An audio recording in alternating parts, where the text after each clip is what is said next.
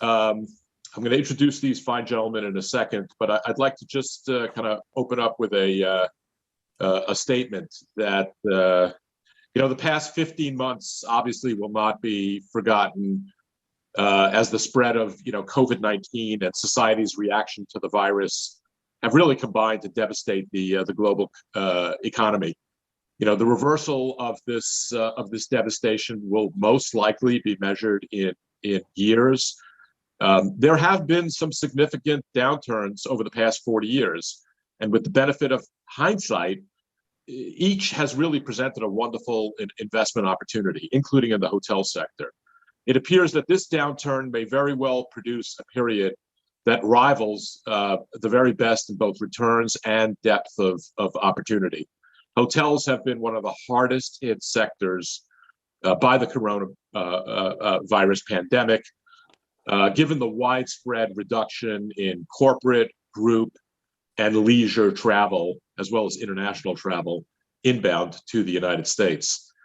Like many prior downturns, many anticipate, and we're starting to see, a fair amount of distress, which are going to produce increasing levels of loan defaults, which are likely to continue for some time to come. With that, I'd like to conclude by saying that America's hotel industry has a proven track record of resiliency. The fact is that over a long-term basis, commercial real estate, and particularly hotels, offer superior risk-adjusted yields when compared to other investment classes focused on value-add opportunities. So thank you for indulging me in that. We are very fortunate, and I am very appreciative to have two industry very influential and respected hotel sector luminaries. Chip Rogers.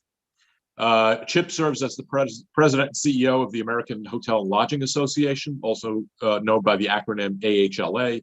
It's the country's only national association dedicated to serving the interests of the entire lodging industry. In addition to the AHLA, Chip is a member of the board of directors for the United States Travel Association, Community Leaders of America, and the California Hotel and Lodging Association. Prior to joining the hospitality industry, Chip served in the General Assembly of the state of Georgia, where he was elected to office 6 times and was unanimously elected twice as Senate Majority Leader. Biren Patel, 2020/21 chairman of the Asian American Hotel Owners Association, also known by the acronym AHOA, the world's largest hotel owners association. He's also a partner in BHP Investment Company out of Irving, Texas, which owns and operates multiple branded and independent lodging properties. Biren is a native of Birmingham, England, a second-generation hotelier. His family moved to Texas in 1980. They purchased a small independent property, which served as both a place of business and a home for his family and his business to grow. Biren is a true American success story. His education in the hospitality industry began as a youth, where he worked in his family hotels after school and on weekends. And he started out checking in guests, doing laundry, sweeping the parking lot, et cetera, et cetera. So he really knows the industry from the ground up. Gentlemen, welcome. Yeah, great to see you. Great to see Biren as always. Thanks for having me. Thank you. Thank you, So maybe we could just start off, Chip. I gave a little bit of your background. If you want to embellish a little bit further, but talk about how you got to where you are now. Well, it's been an interesting background to transition from private sector to public sector and back to private sector. As you can tell by the 2-to-1 ratio there, I much prefer the private sector. I feel like I did my time in elected office. I enjoyed it while I had the opportunity. It was the honor of a lifetime. But people aren't meant to stay in elected office for a long time. And it'd be nice if a lot of elected officials followed that same pathway.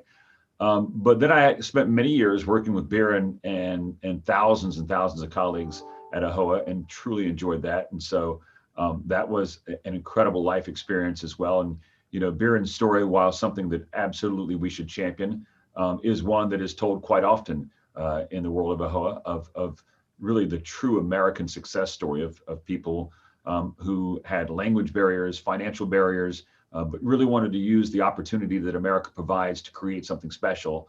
And that's your typical AHOA member, somebody who's done something like that. So spent many years there. And then the last 2.5 years now have had the incredible opportunity to lead the American Hotel and Lodging Association.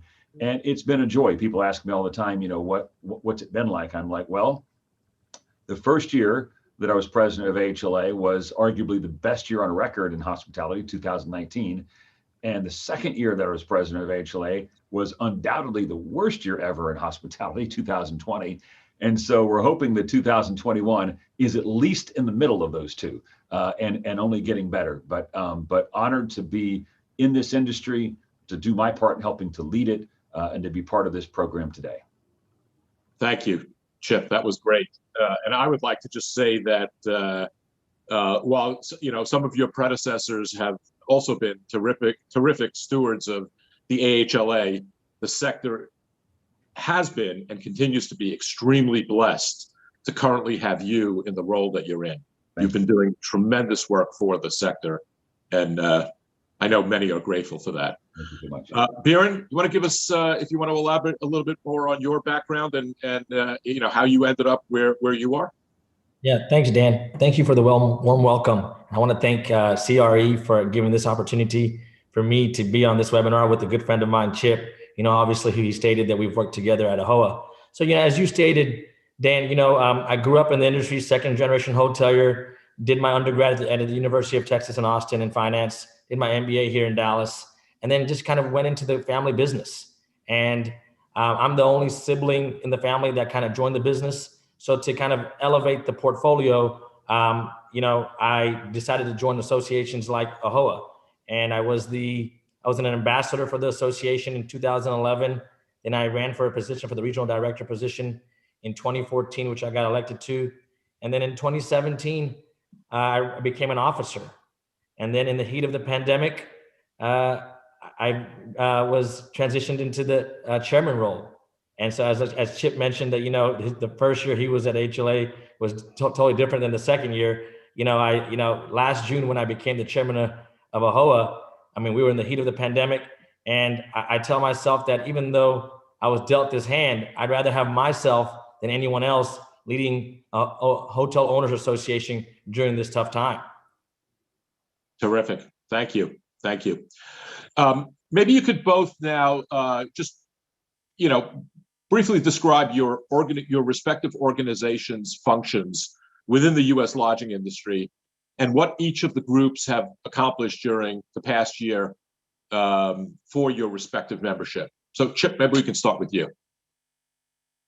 Thanks, Dan. Sorry, I have to keep clicking my mute button because this air conditioning here, it's like I mentioned earlier, it's getting hot in Washington, D.C. now. The air conditioning keeps kicking on and it's a little loud, so I apologize. I'll speak over it. So look, I get it's incredible to get to work with what I would say is the cross section of the entire hospitality community, from all the major brands which are represented by AHLA. I think the top 15 largest brands in the U.S., which comprise about 99% of all branded hotels, are members of AHLA, to thousands and thousands of owners, many of whom are actually AHOA members, to management companies, the largest to the smallest in our industry, to vendors, those who supply goods and services. And so you get to hear everything from every angle and kind of get a what I would say is a complete picture of what's happening in our industry, where we've been, where we are, and where we're headed. And so what we do at AHLA is a lot on the advocacy side. That's at the federal level here in Washington, D.C., but also at the state and local level, in partnering with almost all 50 state lodging associations, and in fact, in some states, more than one lodging association, and making sure that not only are we keeping an eye on what's happening here in Washington, D.C., and pushing things like the Save Hotel Jobs Act and PPP and things like that, which we'll talk about later, but also really getting down to the local level and fighting against terrible ordinances in places like San Francisco and Honolulu and Phoenix and places like that. And so we really work the breadth of politics from the smallest to the largest. We have a lot of working relationships, contractual relationships with lobbyists that are on the ground and in large cities and in state legislatures. And so we're always doing that. And then the other side of what we do in being the voice of the industry is the research that people want to know about our industry. We consider ourselves to hopefully be the expert on it, but we have a lot of resources out there that we're pulling from, and job training through our foundation. So we have a certification program that we run through the Department of Labor contracts with us. We partner with the National Restaurant Association. We give away $1.5 million a year in student scholarships to about anywhere from 400 to 600 recipients every year that are studying hospitality. We have an opportunity youth program. We're going into the inner cities and working with young people that have dropped out of school that might have the ability to join our industry and see this incredible opportunity. We're working with them to get them placed in a position after a couple of months of training. And so we're really doing a lot of things, but if I really boiled it down, it's advocacy on one side and workforce and education on the other side. That's great. Thank you so much. Baron, maybe you could talk a little bit about AHOA and some of the accomplishments that have been achieved over the past year for the membership. Yeah, so AHOA is the largest hotel owners association in the country. We nearly represent 20,000 hoteliers who own more than half of the hotels in the United States. You know, our mission is, if I sum it up, is basically to advance and protect the business interests of hotel owners through things like Chip mentioned, advocacy, industry leadership, professional development, member benefits, and community engagement. And just this past year, we have created another strategic plan for the next 3 years after coming out of this pandemic that will hopefully guide us to the road to recovery and to even bigger and better things. And our vision is basically to be the foremost resource and advocate for America's hotel owners. You know, Dan, last February, March, when this pandemic started, you know, we've all had to pivot. And just like everyone else, AHOA pivoted to help our membership out and hotel owners all across the country. You know, our member engagement soared out the roof. You know, we developed more than 240 webcasts last year. And out of those 208 of them were COVID-19 specific for our membership industry. You know, and if you compare the touch points that we had compared from 2019 to 2020 with our members, we had about 17,000 touch points in 2019 through our educational offerings. Last year alone, we had probably 50,000 touch points. So you could just see, I know we had to go through a virtual space, but they were really engaged in our educational offerings. We held over 85 virtual events in 2020. And I urge everyone listening, whether you're a member of the association or not, to take advantage of our educational platform. We have an online resource library where it's on demand. You can log on at your convenience to the most pressing issues on a wide variety of topics, whether you are just getting into the industry or you're a seasoned veteran. There's something in that educational platform that's for you. And then on the advocacy front, I think we played a key part for the industry and the ownership when it comes to the CARES Act and PPP. You know, we were in DC's and government elected officials when it came to the waiver of affiliation rule. You know, when PPP and the CARES Act first came out, if you're an owner of one asset or multiple assets, you could only apply for one and you're only eligible for one. So we explained to government that a lot of our owners have more than one asset and they should be eligible for PPP and the CARES Act for all their assets. And they listened and they came up with a waiver for the affiliation rule that we're very proud of. And then we're always partnering up with, you know, like-minded associations like AHLA to kind of, you know, help the industry out. You know, we've did a pledge to protect our guests for our employees and businesses. And then, you know, as Americans, you know, return to normal travel patterns, I think the guests need to have confidence in the hotels and have an environment that's safe for our employees. That's terrific. Thank you so much. And I would extend the same compliment to you that I've been in this business for a long time, and you know, most of your predecessors were also terrific leaders of AHOA. But I resonate with you saying that you know, you think you're the right man, you know, for this for this task today, and you've done a terrific job, and I know the industry is grateful for that. So listen, the past year, as I said earlier, has clearly been a game changer, and it's an inflection point, if you will. And when life returns to stabilization, I'd like to hear from each of you in terms of whether you perceive we're going to go back to normal, or will normal be a new normal? Biren, why don't we start with you?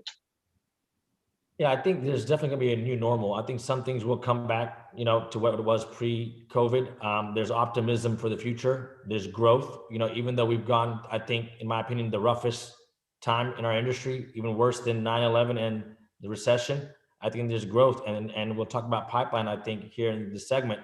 But the pipeline is slowly coming back. Americans are ready to travel again. And as societies and cities evolve, so will hotels. I think society is becoming more transient, and the rise of remote working will occur, and the mobile lifestyles will hopefully be a bigger trend. And as people are getting vaccinated, consumer confidence is growing, and that's where you see occupancy rates are in the last couple of months have increased, and certain segments have done even better than pre-COVID. Chip, are we going back to normal, or is there a new definition for normal in the future? A little both. I sound like an economist there, right? It all depends. I think we're going to go back ultimately to a better version of normal. I mean, if you think about what happened prior to the pandemic, you began to see this rise of this idea of an experiential lifestyle. People were, particularly younger people, were more interested in buying experiences than they were buying things. That was driven by human nature. People the world's a smaller place. We're far more connected than we've ever been before. Think about it, Dan, in the days when we were kids, you could probably count on one hand the number of your friends who had traveled to Europe. I think about my kids, and all their friends have become global travelers in some respect. The world's just a smaller place, and that's a good thing. It makes the world a better place. And so I think we're going to continue to see that. People want travel, they want experience. Some of the changes, though, really this began before the pandemic, but I think the pandemic has certainly accelerated this. This notion of bleisure, where you can do business and leisure travel together because you have the technological capabilities of working remotely. Well, that has only been amplified by tenfold over the last year and a half. And so, what we used to consider the weekend business of Friday and Saturday and checking in Friday night and checking out on Sunday night, that is going to change. I mean, we're already seeing it, as you know, people working from hotels all throughout the day, Friday at the destination where they want to be for the weekend, and maybe not checking out until Monday night. And so these are some of the things that I think are good that will change. My concerns are, will we see the end of the single one-day trips? I hope not. I think the first time a business loses a client because they weren't willing to go somewhere and meet that client face to face, they'll recognize how important it is to travel. But those are the things that concern me. But I think long-term, we're going to be in a better place 10 years from now than we were 10 years ago. That's great. Chip, maybe you could talk a little bit about what's being done both on the federal and individual state levels to revive travel and tourism in America and to America. Wow, there's a lot to unpack here, and I'll try to do it as quickly as I possibly can. I think if you heard me do, and I do a lot of interviews, as you know, Dan, if you heard me do these interviews back in January, I had this tale of 2 years where I said the first half of the year was going to be maybe as bad, if not worse, than 2020. And the second half of the year was going to be really the start of the recovery. You've got to accelerate that timeline dramatically, and it accelerates really at about the same pace that we saw the vaccine distribution accelerate. If you recall, we were thinking that you wouldn't get to the point of a majority of American adults being vaccinated until sometime late summer. And because of private industry and what we've been able to do, that got accelerated. So the recovery got accelerated as well. And so when you look at what the federal government has been doing and the state government's been doing, as typical with government, they're usually behind the times. Now you have some states that have really embraced this idea of returning to a normal economy, and they're doing exceptionally well. if you think about, and Dan, you know this, Biren certainly knows this, everybody listening to me probably recognizes this. Once the vaccines got announced and they just began to be distributed, before a vast majority of people had them, people started planning that leisure travel. You saw it happening. Those leisure trips started popping up. And what they were doing is they were planning them for places where they knew they could take a trip. So when you see all the activity that's happening in Florida, Florida's always a great place to go. But some of it is because back when people were planning in February and March to take their spring and early summer vacation, they knew Florida was open, so they planned for it. So kudos to the Florida government, the governor there who kept that place open, and they're reaping the benefits from it. Other places like California, where they're still struggling in some respects, particularly Northern California, is not seeing the same level of leisure travel because there's probably concerns back then about how you plan for that. So we have been encouraging governments across the board, working with the Secretary of Commerce, just had a conversation recently with her team on how do we encourage business travel? Because what we're seeing right now is this enormous pent-up demand of leisure travel. That is going to, we're going to return to normal times on leisure travel at some point, right? Probably right after Labor Day. If we don't have business travel to fill in after that Labor Day, we're going to be in a world of hurt because the lenders are not going to be in such a forgiving mood anymore. There probably won't be financial incentives coming from the federal government. And so we really need to encourage that business travel. And that's what we're working with people on at both the federal level and the state level. You know, that ARP money, a lot of it which came from the federal government down to the state level, a portion of that is meant to help travel and tourism. And so we're strongly urging local elected officials from county up to state officials to use that money to really encourage business travel. But there's one thing that can be done almost immediately that can really help us return to normal with respect to business travel. Actually, two things. One, use technology, because the technology out there is to do rapid testing, allows you to have pretty much any event you want if you'll just use the technology. And two, to my elected official friends, follow the science, right? Open office buildings, open convention centers. You can do it safely. You know you can do it safely because others have already done it. And when that happens and that business travel returns, that will accelerate our entire industry returning to normal faster than the predictions which are for the beginning of 2024. That's terrific. And I'd like to actually just point out, I was not planning on mentioning this, but the three of us, Biren, Chip, and myself, were at a convention in Atlanta last week, the Hunter Hotel Conference. There were 1,200 people in attendance at this conference. So to your point, Chip, I'm not sure, anybody happen to know, either one of you, is that one of the larger events to have occurred post-pandemic? I don't know. Somebody was asking me recently. Well, hospitality-wise, no question about it, because the last big one was before that was Alice in the beginning of 2020. Right. Just because I'm from Atlanta and I know the governor quite well, I know the folks there. They've had some conferences larger than that, even dating back a few months. But I think to your point, Dan, we proved at Hunter that you can have a large conference using technology, as I know both of you gentlemen had to do along with myself, to have a large, safe conference, and it went exceptionally well. It did. Chip, you're on I'm sorry, Biren, go ahead. Just in reference to Hunter, you see the pent-up demand where, you mentioned that there were 1,200 people, attendees. And speaking of Teague, he said that there were probably less than 100 that joined virtually because there was an option to join virtually or in person. And the ratio of less than 100 virtually compared to 1,200 in person just tells us that people are ready to get out. No question about that. Chip, I believe it was Biren who mentioned the Save Hotel Jobs Act. Perhaps you could just kind of talk briefly about what is it, and if you were a betting man, is it going to get passed? Well, as Biren knows, I am a betting man because we bet on some sports games ourselves together. But that's another story, probably not appropriate for this dialogue today. Look, Save Hotels Job Act is really important. It's an industry-specific effort to assist the hundreds of thousands of employees in our industry that many of them have been without work for 15 months. Now, what's interesting about this recovery, Dan and Biren, you certainly both know this, is that it's not evenly distributed. It's not even evenly distributed inside a certain state. So take Florida, where everyone thinks that it's booming, and it is. anywhere that close to the water, you're probably gonna have a really difficult time finding a hotel. And if you want a job, you can get one starting today by applying in the next 20 minutes. You can start almost immediately.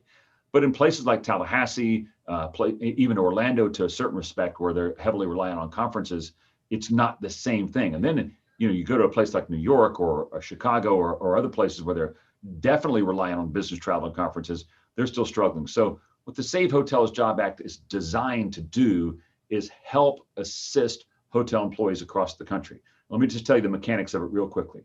What you do is you take the 3 months, you can choose any 3 months that you want, 3 months in 2019, and you compare that to 3-month period in 2020. If you saw a 40% decline in your hotel revenue from 2019 to 2020, then you qualify for a grant. It's not a loan, it is a grant. Now, I suspect that means just about every hotel, because everybody got hit by more than 40%, especially when you get to choose the months. That grant is then worth your average total compensation to your employees of up to 3 months worth of total compensation. And so you get that money, and then you have 9 months to spend it on your current employees, or bring back other employees, or give bonuses, or in the case of unemployment insurance, compete to try to get employees to join your team. And so in total value, it's probably somewhere between $15 and $25 billion directed specifically to our industry. It will be an enormous help. It'll be like PPP, but even better. And it's only for hotels. And here's the best part: it's for all hotels. So it doesn't matter if you're a public owned by a public entity, a private entity, because the money goes ultimately to the employees. And so it will help all hotels. It will help all hotel employees as long as they meet that, the hotel meets that 40% threshold. And we think this could be a huge game changer, especially if we don't see that business travel return that I talked about earlier. And keep in mind, even if it does return, this is an industry that lost last year in 2020, $110 billion. And so under any scenario, when you lose $110 billion, which was more than half of all the revenue generated in 2019, you need some assistance. And so this bill will go a long way towards doing that. We think there's a 50-50 chance that it could happen. It most likely would not happen as a standalone bill. It would have to be attached to a much larger piece of legislation. That's kind of par for the course for all of congressional action right now. But we think there's a 50-50 chance. But if people don't get behind it, if our industry doesn't use hotelsact.org and get a hold of their member of Congress, then it's not going to happen. We've got to rally behind this to make it happen. So there are a lot of folks on this webinar who are in commercial real estate, but not necessarily focused on hospitality, but they care about their communities. Perhaps you could just go over again what you would ask the folks on this line to do. To go to which website? It's so easy. Hotelsact.org. It takes about 90 seconds to sign up. It's absolutely free. And the easiest way to describe it is this: we create an industry-wide letter or message that we want to go to members of Congress. You put in your name and address. That way we know who your member of Congress is. And when you click yes, the letter goes to the member of Congress that we've already written for you, but it's coming from you. And so that way we're getting a very succinct, specific message to all members of Congress, and we're doing it by the thousands. In fact, since the pandemic began, we've been able to generate over 300,000 of those messages to members of Congress. So just go to hotelsact.org. Again, it's free, it's simple. You can do it in about 90 seconds, and it can definitely make a difference in passing legislation like this. Thank you. So Byron, before I ask you the next question, I'm going to offer you the opportunity to make a bet to challenge Chip. Unless you're at 50-50 as well, I don't know. In regards to what? The passage of Save Hotels Job Act. Oh yeah. So as Chip mentioned, I'm optimistic with the efforts of AHLA and association like AHOA. It's going to take us a little while, but to get in the elected officials' ears, I think that with a united effort, I think that I'm positive it can happen. Great. All right, Byron, maybe you could talk about the hotel investment climate in the recent past, today, and what you see in the near term. And as you talk about that, perhaps you can also talk about development pipeline for new hotels. Yeah. So, as we're now in mid-May, I'm getting a good amount of calls from brokers asking me to price my hotels. They want to price my hotels because it's a buyers, I mean, it's a seller's market right now. And the buyer activity has picked up very quickly. The problem here is that there's not enough inventory to fill the demand that's been created. The big shift is now in how asking prices are determined. With the rise of construction costs and inflation of almost 20-30%, asking prices have gone up by almost 10-15%, even though the revenues have not picked up to pre-COVID levels. Hotels are now trading on a per key basis as replacement costs continue to go up.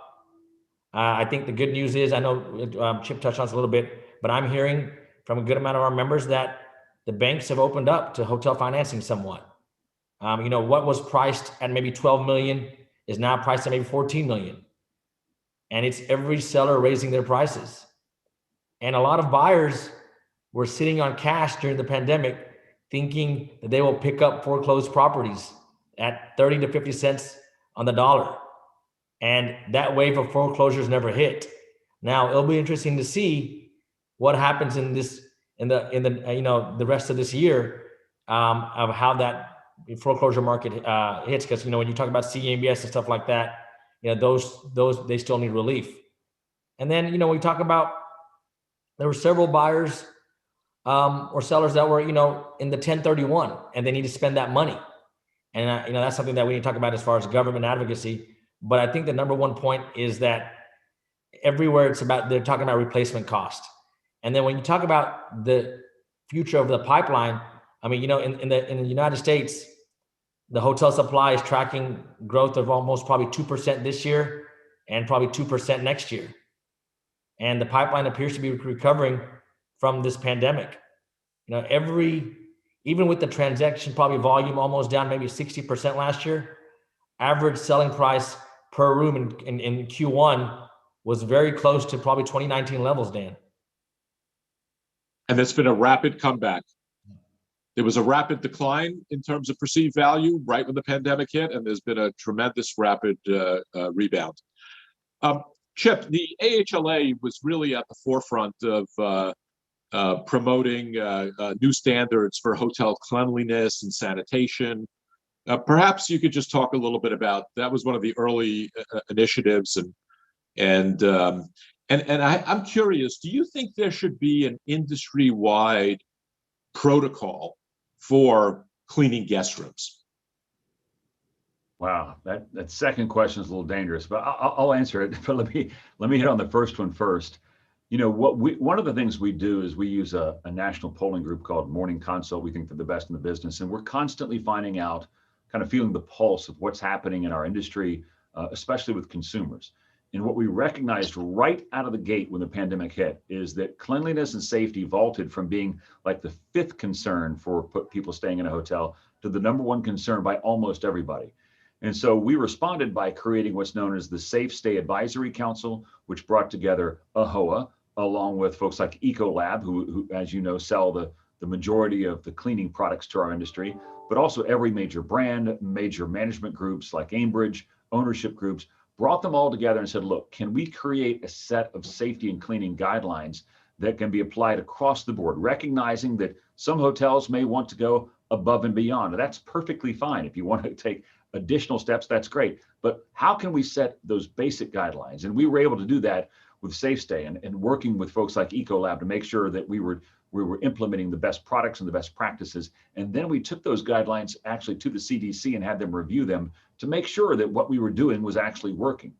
We have since revised the SafeStay guidelines 5 times. We went from just cleaning surfaces to cleaning the air, to what are we doing on masks, to what are we doing with meetings and events. And so those are free on our website. You can check them out. We even created checklists for people to use at the property level if you'd like to do so. We created signage that you can use and put around your hotel. But it has worked. It has worked to convey that message to both guests and employees that hotels are safe and clean. And it's worked with elected officials because we use these guidelines to go to elected officials and say, hey, we don't really need government mandates on this because we've actually already got this covered, and let us show you what we're doing. And for the most part, elected officials have looked at it and said, you're doing a great job, just keep doing it. And so we think that it has really worked well. Now, as we move forward, will there be industry guidelines across the board on cleaning? I don't know that there will be on specifically cleaning surfaces and cleaning rooms. What I do think may happen is similar to what you see in restaurants. You know, when you walk into a restaurant, you see that score up on the wall. You might begin seeing that in all commercial buildings with respect to air quality. Not necessarily, are they going to go in and check every room, but testing the air to make sure you have good air quality. That might be something that we see not just in hotels, but in commercial spaces everywhere. And I think from a consumer standpoint, that would be a welcome addition. Thank you. So the work from home phenomenon and Zoom, like we're doing now, I mean, let's face it, it's a thing. I think you would agree too that it's not necessarily going away, irrespective of the fact that people do want to, see each other in person. There is nothing like doing that. But what do you see as the long-term effects of work from home and this use of technology, which I find very interesting because if you think about it, Skype has been around for quite some time. And then Zoom just became this huge thing when the pandemic hit. In any event, the question is, what, if any, are the long-term effects that you see on relative to business, group, and convention segments? Which one of you would like to tackle that? Biren? Yeah, I'll start. So when you talk about work from home, I like to call it remote work because who says you have to work at your home? If you're fortunate enough to maybe be able to work remotely when the quarantine and travel restrictions are finally a thing of the past, I think you can work just from about anywhere with a solid Wi-Fi connection, such as our industry, hotels, right? Leisure travel, I think, will continue to lift the recovery. I think that business travel as we know it will be reimagined, and then rather than traveling for business, I think newly vaccinated remote workers may seek out new destinations from which to work remotely. And I've even read that, some of them are even creating a work from home package, right? To try to get people into hotels. And then I think that, the business travel seems like it's only going to recover 70 to 80% to pre-pandemic levels. So I think we're going to kind of have to look into a hybrid version of kind of remote work. And then when you talk about Zoom and stuff like that, I personally, I think Zoom is still going to be there, but I think that people are zoomed out and people want to see that in-person interaction, right? And whether we talk about conventions like Hunter or a whole convention coming up, nothing replaces those interactions in person. I think that some companies will still try to cut on some kind of cost and do this, still continue their communications through Zoom. But I think that in sales and everything else that you just can't get that same engagement. I'll be honest with you from my end, as the chairman of the association, Dan and Chip, it's hard to empower and motivate people through Zoom. Hosting board meetings or having in-person events, I think is just a whole different impact. So I think that depends on your company. I think that it's going to have to evolve. Yeah, Dan, go ahead, Chip. There too, because Yeah, I think it's such an important question. I think we're in the middle of a pendulum swing, right? Obviously, the pendulum swung one direction because of lockdowns, and everybody had to go to Zoom. Right? All in person was canceled. Now it's swinging back, and I think there's the pent up demand, as we talked about leisure travel. There's the pent up demand to see people that you've had relationships with, and I think that's why, Biren was talking about it earlier. At Hunter, 1,200 people in person, and only less than 100 doing it virtually when they had that option. It's because people want to see their friends they haven't seen in a year or so. We're probably going to reach some sort of equilibrium. And what does that equilibrium look like? Well, I think if it's a meeting or a very small event that is not one that requires a sale, but you're just meeting with somebody. So those type of one-day trips, some of those are going to be replaced with technology. There's no question about it. But on the flip side of that, as I mentioned earlier, as Biren appropriately described a moment ago, it is work from anywhere, right? And so you can work from that hotel. So being able to work remotely in the place that you want to spend the weekend, or particularly next weekend, coming up on an extended weekend with Memorial Day, how many people you think across the country will be working from a hotel next Friday? A lot, right? And so I think we're going to start seeing a lot more of that. And so does it balance each other out? The disappearance of the one-day trip by the enhanced leisure travel? I don't know. That remains to be seen. But the pendulum, we're in the middle of a pendulum swing, and we'll be in equilibrium at some point in the next few years. Terrific. Let's just talk a minute about Airbnb. Interesting topic in that, clearly before the pandemic, Airbnb was having an impact on the lodging sector, particularly in downtown urban 24/7 cores. It is interesting that when the pandemic hit, they ran into a little bit of a rough patch financially, had to go out and get 2 rounds of fairly expensive money, and then they ended up going public during the pandemic. So it seems like they're back better than ever. I guess the question is, do you see Airbnb continuing to impact the fundamentals of the hotel sector? Byron, why don't you take that one first? Yeah, I do. I think that they're definitely going to, it affects the hotel industry. It's going to vary on the traveler, right? Some, like personally, like myself, if I'm going with the family somewhere on a leisure travel, I probably prefer to stay at a hotel. But now if I'm going on a, let's say, fantasy football trip with the guys, then I might be renting out something on, with Airbnb. But I think that the biggest issue is they're here to stay, like we've always thought since they first came in as an impact to the industry. But our concern from the industry, and I know Chip will kind of elaborate on this, is that they need to play by the same, rules as we do.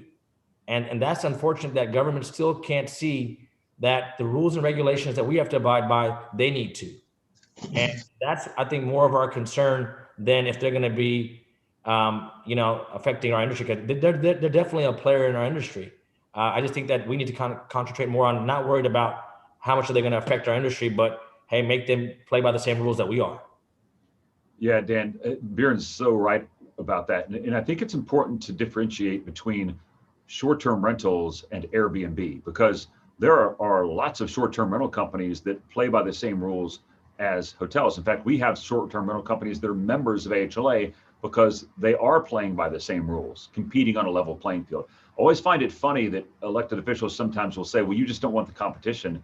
And I have to remind them, at every major intersection in America, there are probably 3 to 4 different hotel brands competing for guests at that same intersection. We are not afraid of competition. You can find it 10,000 places across the US, but it's got to be fair. You have to play by the same rules. And Airbnb just simply doesn't want to do that. They spend millions and millions of dollars lobbying elected officials in order to not play by the same rules. Take the state of Florida, for example. Now, imagine yourself as a business owner or even an individual taxpayer getting the same tax treatment that Airbnb does. In Florida, what Airbnb does is they send a check to the state government, and it's their own estimate of what they believe they owe, and there's no ability of the government to even audit them. Now, how much would you pay in taxes if you got to just send in what you think you owe and have no chance of being audited? It's absolutely silly that they get away with this, but they do. And now that they're a public company, they have so much more money. They have even more resources to lobby to maintain this unfair, unlevel playing field. And it's why it's important that our industry stand up and say, look, bring on the competition every day, all day, but let's play on the exact same playing field. Thank you. It's about 1:46 here. I think we may have a Q&A session. If not, I do have other topics that I'd love to visit with you gentlemen on. So, Michelle, where are we at this point?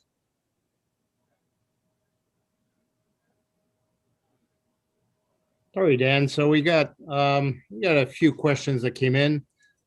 Actually, one is coming a little bit, duplicating a little bit here, but it's actually for both. And the question relates to impact or effects if the Biden tax plan eliminating the 1031 exchange were to become law. What would be the impact here? I mean, it's got to be major.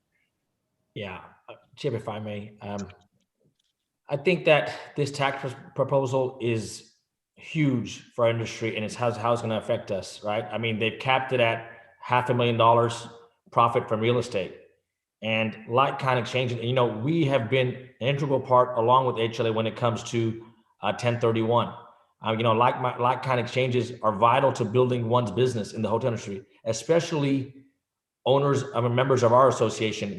Whether they own a 40, 50 room property and then they reinvest it and buying an 80 to 100 room property. But with the current proposal of the $500,000 cap, it prevents us or handcuffs us from trying to scale and grow. And most important thing is to employ more jobs, right? And so we're trying to talk to elected officials that this cap needs to be a lot larger. We're trying to shoot for about 25 million to hopefully settle for something in between, but 500,000 is nothing. Yeah, it's the worst, one of the worst examples of just bad policy. And it's policy that is not meant to do anything except this really, it's maddening and in many ways disgraceful idea that we're going to punish people using the tax code. Keep in mind, the tax code is meant to raise revenue for the purposes of government. It's not meant to play favorites. It's not meant to punish people you don't like or people you think got an unfair advantage. I mean, that is terrible politics. The like-kind exchange has been around for a century, 100 years. This thing has been working. Now, could you make the case a few years ago that there were things, assets that were being used in like-kind exchanges that were never part of the original intent, which was real estate? Absolutely. But you know what? That was revised. And so now like-kind exchanges are used almost exclusively for real estate transactions, which is why they were created.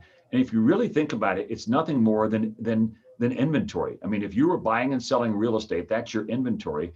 And if you get taxed every time you have a transaction, all that does is reduce transactions. And when you reduce real estate transactions, all you're doing in our broader economy is eliminating the best and highest use for property. Well, we all benefit when real estate is used for its best and highest use. If you have a piece of real estate that is sitting there and not providing a benefit for that local community because the owner is unwilling to sell it to create that transaction because they can't use a 1031 exchange anymore, you're hurting the whole community. It's terrible policy. It's not well thought out. It's I don't know. It's envy politics at its worst, and this should not happen. Another question. What is your take on Monopoly CoStar acquiring STR? Either one of you. I don't know that I have an opinion on that. I talked to my friends at STR. They seem to be quite happy where they are. So, and we work with them every day, and we've had no difference in our relationship. And in fact, they may even be more helpful than they were if that's possible. So I wouldn't want to comment on their relationship. And your take this time on 10X and options versus distressed direct acquisition. So Michelle,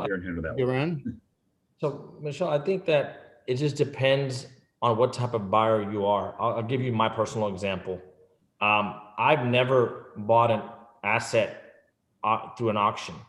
Last month, there were properties here in Texas that were on the 10X platform. And I didn't buy any. I didn't end up buying any, but I partook in it, right? I looked at it. I looked at how the process works.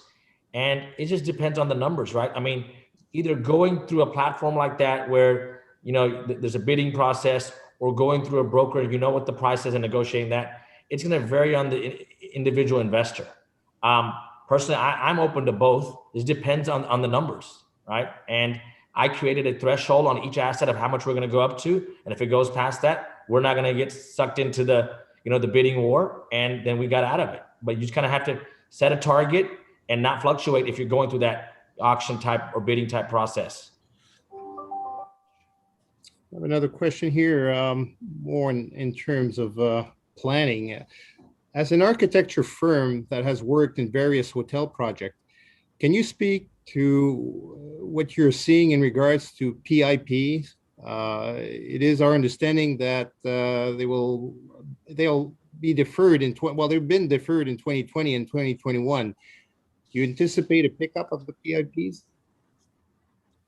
Yeah, so I think that when we talk about PIP, we just had several meetings with our brand partners here in the last 30 days.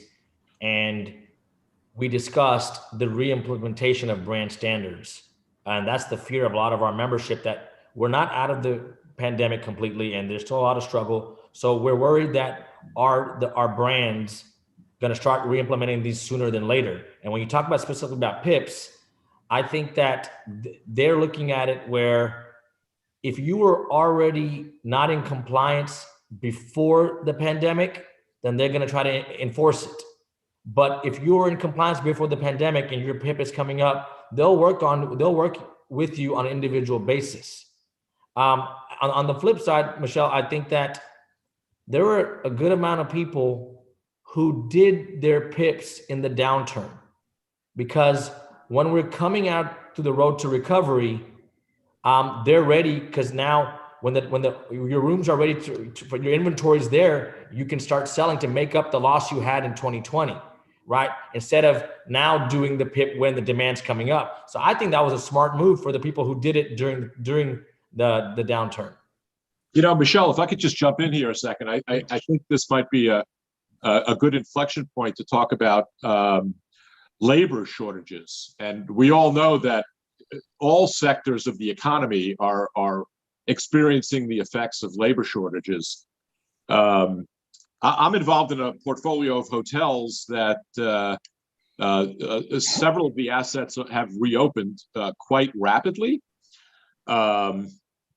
There's not enough staff to clean rooms, such that the demand is there for 100% of the rooms to be available, but there's nobody to clean them, right? And so we're asking managers, salespeople, directors of engineering to clean rooms, which is really not what they do, and so it takes longer. And so in some markets and some assets, there's actually enough demand to fill a hotel for a night, but there's not enough labor to clean the rooms. So I don't know, Beer and Chip, I don't know if either one of you want to sort of talk about that and you know, how that's affecting the sector today. It's incredibly damaging. I had dinner last night with a member of the U.S. Senate. I'm not going to tell you who it was, but I was mentioning to that member that, you know, we went about 13 months of not having guests, and now that we have guests, we're in our second or third month of not having employees to serve those guests. So at the very time where we're trying to make up the revenue, the 110 billion that was lost in 2020, we can't do so because we're having to close down portions of hotels just because there's not enough labor. Now, why is there not enough labor? Well, there's no question about it. Unemployment benefits, the enhanced unemployment benefits are doing it. Amazon becoming the largest private employer in the United States. And that's happening. I mean, there's and so many people leaving the workforce during the pandemic, deciding to retire. That's all playing a major role. But keep in mind, before the pandemic, we had 900,000 job openings in our industry before things got bad.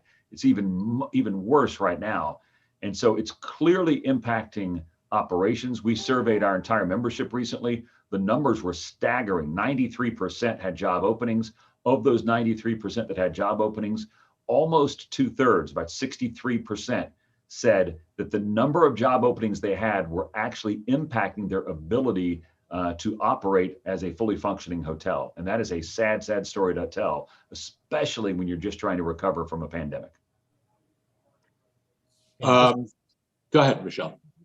It's So okay. I have actually a question that can piggyback, I guess, on just what we talked about here. So how have costs of running hotels changed with COVID? Also, what sorts of investments have been needed to upgrade hotels so that they were safe as and just like other types of properties like office space has already incurred extra cost to running them, obviously, and has been changed by the COVID. What's happened? What's actually impacting here the hotel industry in terms of the extra costs and of running hotels now? What has been changing to upgrade the hotels as to being safer? Well, Michelle, I think You're that, done?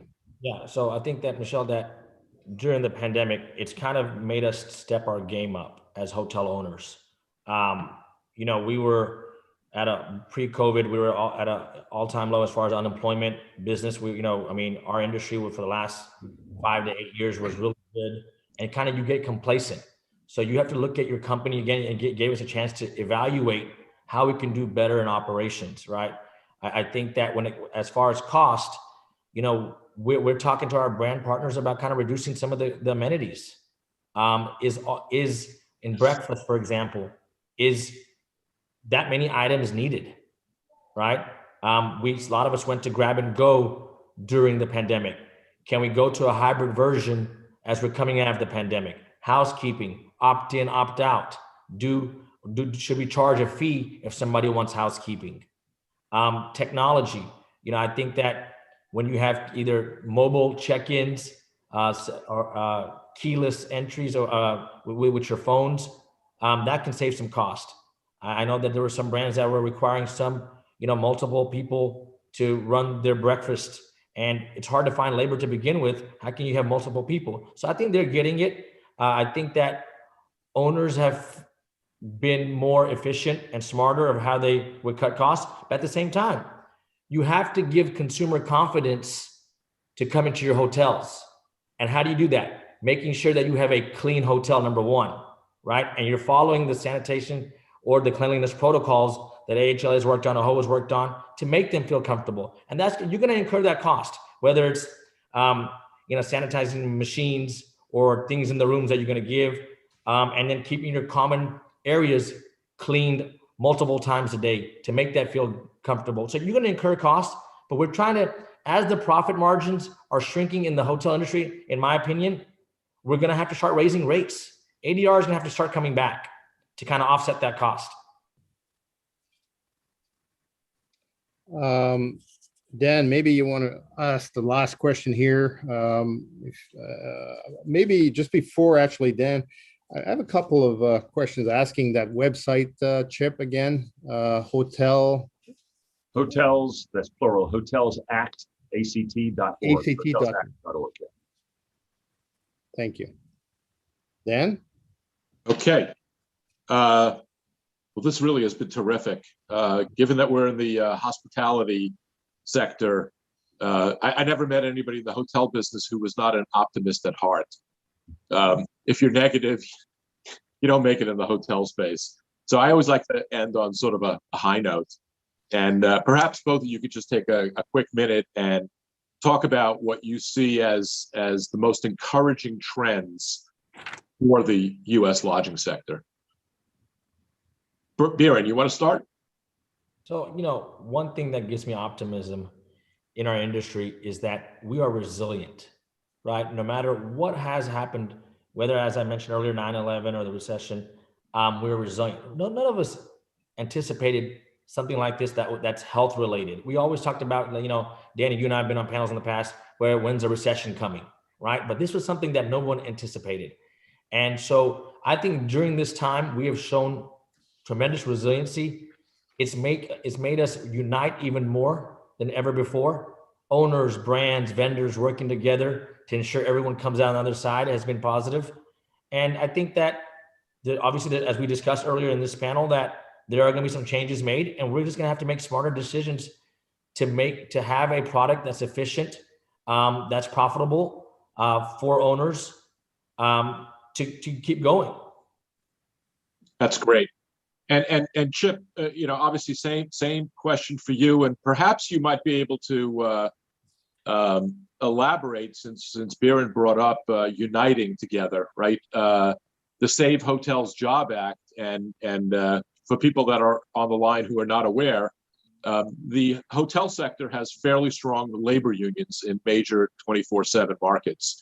And Chip, maybe you could talk about how, you know, the unions and AHLA have collaborated together, and you know, to Biren's point, and also just what you see as encouraging trends for the future. Look, we have and will always have our battles with the unions, and we shouldn't hide from that, and they're certainly not hiding from that. But when we find issues where we agree, we need to work together, and we've done that in the past on things like illegal short-term rentals, and we're doing it right now in supporting hotel employees. We know that the backbone, the heartbeat of our industry are the employees that make it so special. We understand that. Our friends at Unite here understand that. And that's why when we created the Save Hotel Jobs Act, we did it together. We just sent a letter to every member of Congress that was jointly signed by AHLA and Unite Here. We did a press conference that had over 45 million media impressions with myself and the head of Unite Here, Dee Taylor. We believe that's the first time, by the way, that the head of AHLA and the head of Unite Here have ever done an event like that. So tough times can help people find common ground. But you know what else tough times do? And this is really my optimistic moment. It helps us prioritize. And what you've seen us do as a country, as a world, really, in the last year and a half is prioritize relationships over things. And that's why I'm so confident that this industry is going to return. Because if you think back to the sayings you've said to yourself over the last 12 months, I can't imagine anyone saying, you know, I really wish I'd have bought another television. No, but what you probably have said is, I really wish I could go visit with this person or that person, because we began to understand how that human interaction is at the core of who we are as human beings, and that we need it. We need that one-on-one engagement. We need to be person to person. And because of that, and because we've now prioritized that and realized how important it is in each of our lives, I think that's ultimately going to lead to more travel. As I mentioned a moment ago, the world's becoming a smaller place. We are connected digitally like never before. And that makes us want to draw closer together in real life. And so I think we're going to see more travel come out of this. Excellent. Gentlemen, again, thank you so much. Really appreciate your taking the time to visit with our membership of the Councils of Real Estate. You are both scholars and gentlemen. Thank you. Thank you, Dan. Well, thank you so much, Dan, Iran, and Chip. These last 15 months clearly represented a difficult and transformative period for the hotel and hospitality industry. Yet the resiliency of the sector will be reflected in a long time investor confidence in this dynamic asset class. On-demand recording are available for most What's Next sessions, including today's. I encourage everyone to visit cre.org/webinars for information on other topical and thought-provoking programs in development, including a special presentation on June 16th on the economic outlook from a European perspective. Until then, on behalf of the Councils of Real Estate, thank you for attending this session of What's Next for Real Estate and the Life Experience. Thank you all. Thank you. Thank you. Good job. What a finale, Chip. That's good. Thank you. I got to run. I'm late on a 2 o'clock. Right. Really appreciate being with you guys. Thank you, Chip. Dan, see you Thank soon. you. Dan. Really appreciate it. Thank you. Thank you. Thank you. Hope it lived up to expectations.